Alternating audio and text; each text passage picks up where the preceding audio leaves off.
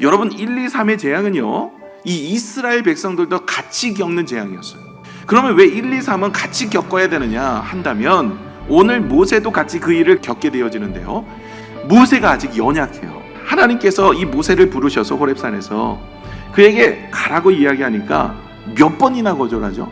5번이나. 아직까지 하나님에 대해서 이 모세가 여전히 완전한 믿음을 가진 사가 아닙니다. 하나님께서 그의 믿음이 연약할 때 부르셨지만 그 부르심 이후에 훈련과 단련을 시키고 인내하시고 하나님이 가르쳐서 믿음의 분량에 이르게 하신 겁니다. 여러분, 하나님께서 은혜 주시고 믿음 주셔서 우리를 성장시키는 줄로 믿습니다. 여러분, 봉사 건신하는 분들 이렇게 보면 목사님이 이런 일을 내가 감당할 수 있을까? 아니요, 하나님이 하시는 거예요. 하나님 앞에 믿음으로 순종하면 그 일에 은혜를 주시고 능력을 주시고 힘을 주셔서 하나님이 잘할 수 있도록 하시는 줄로 믿습니다. 아론이 지팡이로 땅을 쳤습니다. 그랬더니 땅의 티끌이 이가 되어서 사람과 가축에게 고통을 주게 됩니다. 이 재앙의 핵심은요, 우리는 아무것도 아닌 티끌과 같다라는 것에 대한 핵심적 내용을 담고 있어요. 하나님께서는 왜 이 재앙, 특별히 이 땅의 재앙을 이야기하시면서 흙에 대한 심판을 다른 걸로도 하실 수가 있는데 왜 이로 하셨냐라는 거예요. 이 땅의 티끌을 통해서 무엇을 일깨우고 기억하라고 말씀하시는 거예요.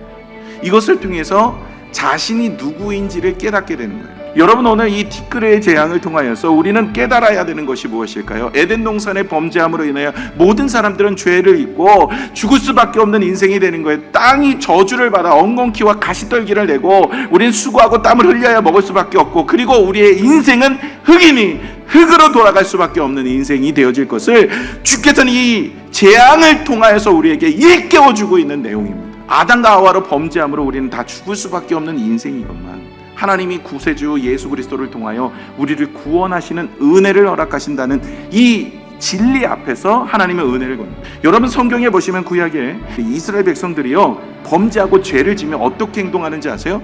티끌, 흙을 머리에 뿌리고 옷을 찢고 하나님 앞에 티끌 위에 앉아서 회개를 합니다. 나는 티끌과 같은 존재고 아무것도 아닙니다라는 고백으로 회개해요.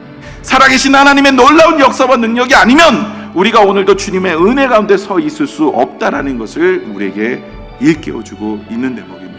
그러기에 우리는 꼭 기억해야 됩니다. 뭔가 대단한 것처럼, 뭔가 내가 해볼 수 있는 것처럼, 뭔가 내가 할 수 있는 것처럼 내 안에 교만의 우상을 제거하셔야 돼요. 이제 나는 아무것도 아닙니다. 겸손한 마음으로 하나님 앞에 의탁하고 기도하는 믿음의 성도가 되어야 할 줄로 믿습니다. 여러분, 기회가 있을 때 우리는 하나님의 말씀을 선택하고 오늘 예배를 선택하고 하나님을 의지하며, 그리고 하나님께서 우리의 믿음을 성장시키셔서 우리의 인생 가운데 하나님만이 우리의 인생을 주관하신다는 것을 믿음으로 바라보시고 승리하는 저와 여러분의 삶이 되시기를 축복합니다.